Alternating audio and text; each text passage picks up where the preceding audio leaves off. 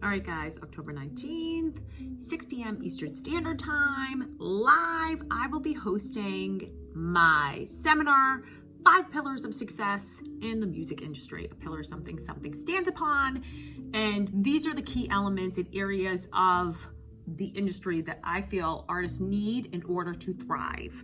So, if you didn't see the other video, I put down number 1, but what is number 2 pillar that we're going to go over? Brand. This is thrown around so much, but there are multiple elements to this outside of just like how you're dressing, what is your music, right?